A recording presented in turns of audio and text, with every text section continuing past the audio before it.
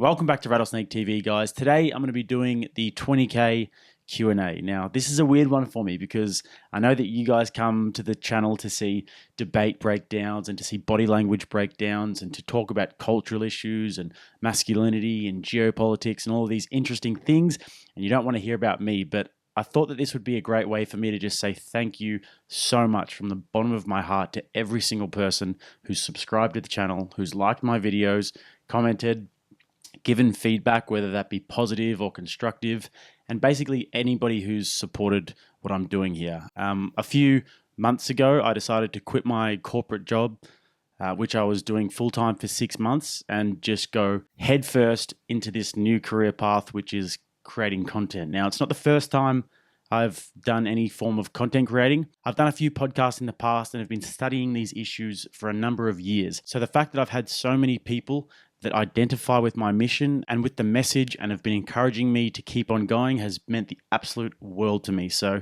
like I said, guys, from the bottom of my heart, thank you so much to everybody who's supported me. And it's just the beginning, guys, because I'm forming a real community here at Rattlesnake TV. We have people here who are critical thinkers, who are truth seekers, who love engaging with ideas and absorbing information and actually discussing that information. So I've started up a locals community.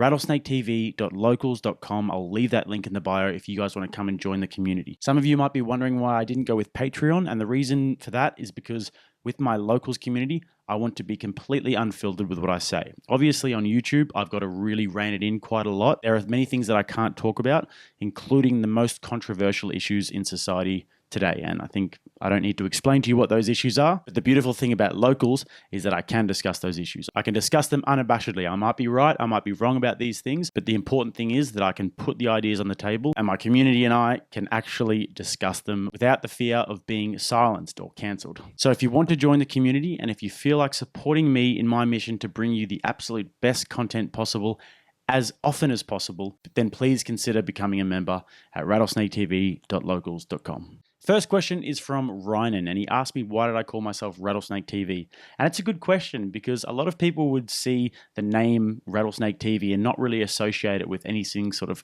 cultural or political or masculinity or anything like that. But Rattlesnake is actually my boxing name. In a past life, I was competitive in boxing. So my name was Jake the Rattlesnake. I had 2 fights in the end, won them both. So undefeated, retired undefeated. And I don't think I'll be getting back in the ring. Unless, of course, any of those YouTubers come knocking. But if they do, they better come correct. And I know it rhymes with Jake, but in terms of how I actually got the name Rattlesnake, I used to work at the Salvation Army for a few years. And when I was there one day, I was about to have my first fight. I was like 2 weeks away from my first fight.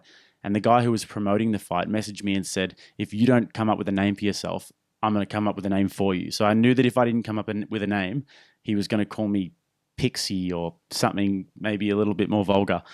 So I went out to the homeless community and I said, guys, I need a name for myself. And then one of the guys comes over and goes, "Oi, why don't you call yourself Rattlesnake, brah?" So I was like, wow, that's actually a really good name. So we ran with it, and it's been Rattlesnake ever since. A lot of my mates call me it, and now it's, I guess, my brand. Next question comes from Vin. Shout out to Vin. He goes, did you learn to research and break down topics through uni, or are you self-taught? What advice would you give to someone trying to expand their knowledge? No, I didn't learn anything from university. I think I went to university 3 or 4 times, one of the two, but they were all actually just to impress people. And I was always just lost in terms of what I wanted to actually do. I had no idea where I wanted to go in life, who I wanted to be. I had an idea that I wanted to do something of significance in the world, and I definitely didn't want to just sort of conform to, I guess, what you could call just the 9-to-5 job. It just doesn't really suit me. So I went to university a few times. I think I tried business. I tried international relations. I tried sports management. That was the first one I tried, and maybe something else along the way. But I hated, and journalism, that's right.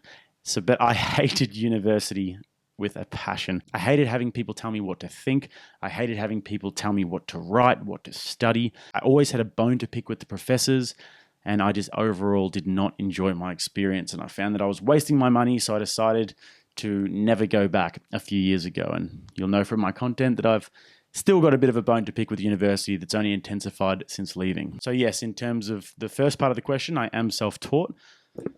And in terms of giving people advice, a younger person, about how to engage with ideas and become more knowledgeable, the thing that I would say is to engage with both sides of the spectrum in a way that you're actually genuinely trying to learn from it. Because if you listen to one thing too much, then as soon as you hear an opposing opinion, you can often be so quick to dismiss that as bullshit because of what you've heard otherwise. And sometimes you even have that thought in your head where like, oh God, they're actually making sense here. It's actually annoying me that they're making sense. I'd say embrace that. If there's ever a time where the other side's making sense, look deeper into it and find out if they're actually making sense because they're telling the truth. And a great way to do this is Oxford Union debates. I love Oxford Union debates because they take both sides of the spectrum. And it's a good way to actually hear from very intelligent people on both sides. This way you can avoid being caught in an echo chamber as much as possible. And we're all guilty of it. We're all subject to biases, but if we can mitigate that as much as possible, I think that makes you a much more intelligent person. Next question comes from President George Washington. And first of all, it's just an honor to have the great man himself ask me a question on YouTube. But his question is, who is your role model outside of your family? And what political leader or activist do you think has been at the forefront of bringing back sanity to this woke world? P.S. Appreciate everything you're doing. First of all, I'm going to say thank you very much, George, for your support. And thank you for your question as well. So in terms of who my role models are, I'm going to be really annoying and I'm going to give 7 different people because I can't really have this conversation about role models without bringing these people into the frame. So I'm going to say Jordan Peterson and Joe Rogan would probably be my top 2. And then also Patrick Bet-David is someone that I respect greatly and admire. Gad Saad is another one that I listen to a lot and I respect as well. I'd also say Russell Brand is a big one for me. Michael Knowles is a guy that I really like, and also Chris Williamson, somebody whose journey I've been following and I find very inspiring. And then in terms of political activists and politicians who are saving us from this insane woke world, it's another good question. And what I'd say to that is that I'm very skeptical about political leaders. Nobody really comes to mind when I think about people who are saving us from the insane woke world.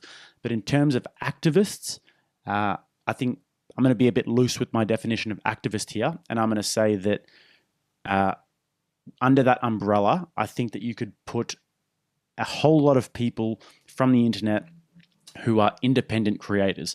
And I think that the independent creators are the ones that are making the biggest splash. And then obviously you've got Jordan Peterson, Joe Rogan, Gad Saad. I think those 3 guys are incredibly influential. Peterson because he's educating the masses.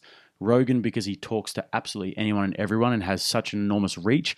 And then Gad Saad is another one who attacks bad ideas in a way that's absolutely entertaining, brilliant, funny, all of those great things.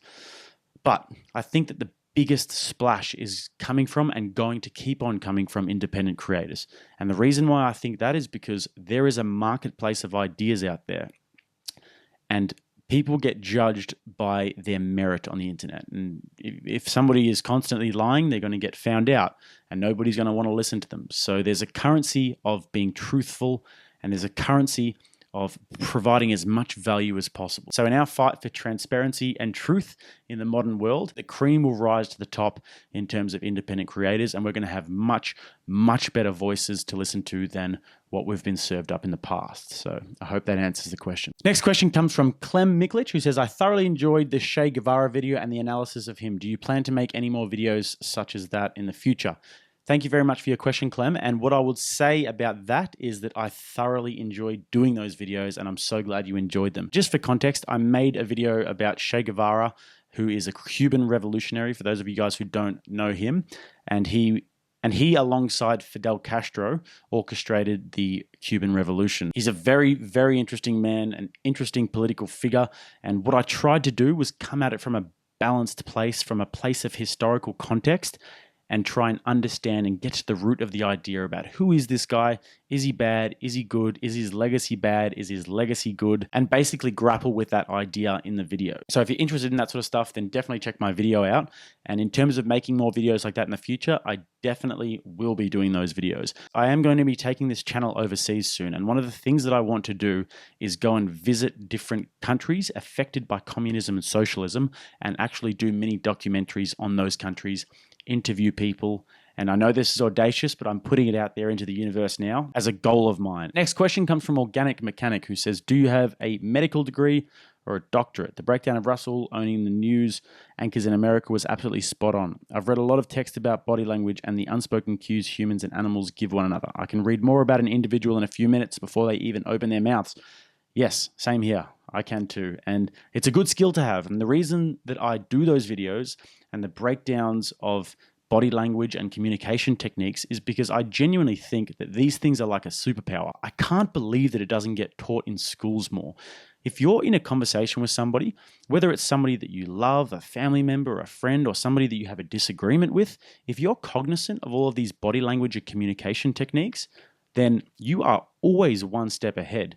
You're able to control the narratives, you're able to come across however you'd like to come across, and you're able to spot out a conversational bully or somebody who's trying to set you up very easily, and then not only do that, but have the perfect responses for it. And as I've learned about these things more and more over the years and actually implemented them, it's actually shocked me how much it's improved my social skills and how much it's improved my debating skills. So I love doing those breakdowns. But the question is, do you have a medical degree or a doctorate? And I already answered that before when we talked about university. And no, I do not have a medical degree or a doctorate. There is absolutely no way that I could spend that much time at university. But I do have a degree from the School of Life and the School of Hard Knocks, which I think is just as valuable. Dylan from YouTubers Guide Clips asks, who's someone that you disagree with that you respect deeply?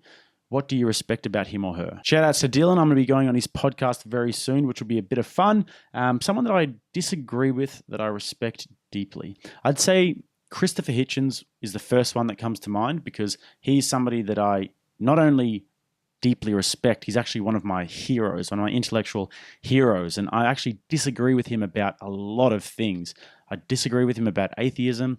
I disagree with him about the war in Iraq, but I've studied a lot of his work, and I think that he's a guy who's just so incredibly intelligent and so incredibly charismatic and funny and a great orator, and somebody who I think genuinely cared, but I think that his ideological leaning was just unfortunately wrong. And it's interesting because his brother, Peter Hitchens, who's still alive, has gone more down the Christian route and more down the conservative route, whereas he was a big leftist back in the day. They were both, in the 1960s at protests, getting arrested and doing all that great stuff. Christopher Hitchens never gave up the Marxism stuff.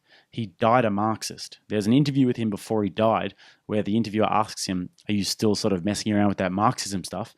And he says, yeah. So yeah, it's kind of sad to see somebody so brilliant be so captured by the idea of Marxism and never be able to quite give it up. But I respect him deeply. I've read a lot of his work. He'd be in my top 3 people who, if I could bring them back from the dead and just have a dinner with them and just spend a few hours just discussing things, he would 100% be in that top 3 because, yeah, saying that I respect him deeply is an understatement. But we would disagree about a lot of things, and I think that's fine. There's nothing wrong with that whatsoever. And I have absolutely no doubt that if I even tried to debate him about these things, I would walk away with my tail between my legs. Omen IP says, what inspired you to make this type of content? It's kind of a bit of a vague question. I mean, it depends what you mean by this sort of content, because I do the art of the debate, I do geopolitical issues, I do cultural issues, I do masculinity. So I do a lot of different types of content. But the reason why I do all these different types of content is because they deeply interest me. And they're things that I've been studying for a few years now. And I spend pretty much all of my spare time studying these things. And not because I have to, but because I genuinely, thoroughly enjoy it. So when I was deciding what I wanted the theme of my YouTube channel to be, that's why I went with RattlesnakeTV. I didn't go with something that pigeonholed me into one of those topics. It was something that sort of encapsulates me a little bit better. So I guess that answers that. Dexter asks, what made you start this channel talking about these issues, which is kind of a bit similar to the last question. However, I'll answer it a little bit differently. So like I said before, I've actually done a lot of podcasts in the past. The first one I ever did was called The Vine Sport. I don't even know where I got that name, but it was basically about sport, lasted a few episodes. One day when I hit 1 million subscribers, or maybe even 100,000 subscribers, I'm going to post the first ever episode of the Vine Sport and just contrast them because it is so cringeworthy. And I'm looking forward to doing that, even though it'll be embarrassing for me. But I had that, and then I had the Fight Fit podcast, which was basically talking about mixed martial arts. And I also interviewed a few Australian promoters and fighters and who else, like a doctor at one stage. And bunch of different kinds of people. So that was really fun. And then I had one that was about AFL football, Australian rules football. So we did 30 episodes of that. That was cool as well. And then I had one called The Contrarian Daily, which was a little bit more political. It was during the 2021, 2022 sort of era. So yeah, you can imagine what we were talking about there, going to all the different rallies and everything. And the reason why I started Contrarian Daily was because in 2020 and 2021, I started to see manifest evil in the world, or things that I perceived to be manifest evil in the world. And I did a lot of research into these things, and it really changed my view on the world a lot. And I decided that with everything going on with lockdowns and mandates and all of these things that I consider to be absolute atrocities, that I couldn't just sit around and do nothing about it. So I decided to get my hands dirty, if you will. And I did that with two friends of mine, Chris and Andy, who are still good friends of mine. And we did a global freedom rally where we actually had Dr. Peter McCullough, who was on Rogan. He actually headlined that. Zuby was on the first one that I actually didn't host. But yeah, I was actually super proud of that. And I think that we actually made a bit of a difference. We had a global freedom rally, like I said, with people from all around the world, lawyers, doctors, politicians, scientists. They were all trying to fight back against the tyranny that was happening at the time. And in hindsight, with all of these ideas being vindicated now when at one time they were shunned, it's something that I'm actually very, very proud of. And last but not least, Neville Goddard asked, have we destroyed a complete generation with stupid think? I hope not. Well, I hope not too, Neville, but for me, the answer to that is in a way, yes, and in a way, no. Yes, in the sense that millennials have been infected by the mind viruses of cultural Marxism in a gigantic way, and obviously the universities have taken a hold of many people from my generation, and we're seeing that seep out into the corporate world and into the political sphere and into basically everywhere throughout society now. I mean, when I worked my corporate job, I was just astounded every day when I'd scroll through LinkedIn and just see woke post after woke post after woke post. And it was sad for me to see because none of these people realized the agenda that they were constantly furthering by just pandering to this woke narrative. So it's undoubtedly pervasive to a dangerous level in our society.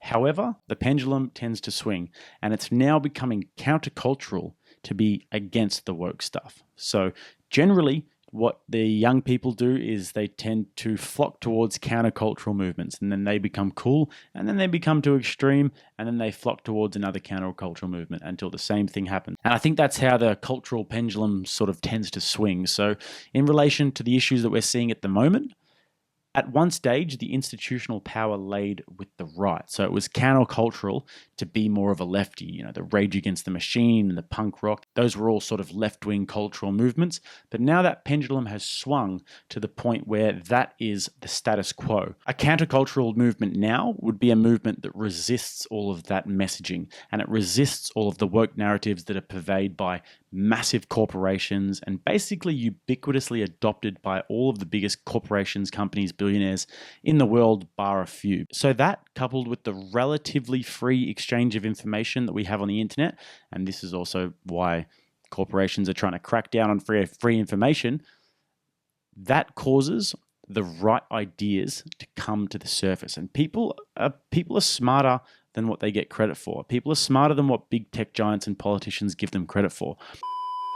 That's it from me today, guys. Thank you so much once again for all of the support. To get to 20K by the 3-month mark for me is just way beyond my wildest dreams. And I still can't believe that so many people resonate with my message and what I'm saying and all of these new friends that I'm making online, because I think that a lot of you will understand when I say that the ideas that we're talking about and the mentality that I have, and that I'm sure a lot of you guys have a similar mentality, it can be very difficult sometimes to find people who think similarly to you. So that's one of the big reasons why I turn to platforms like YouTube, because I can actually find people who are like-minded to me and find information that I actually find valuable rather than what the box in the living room tells me. So thank you once again.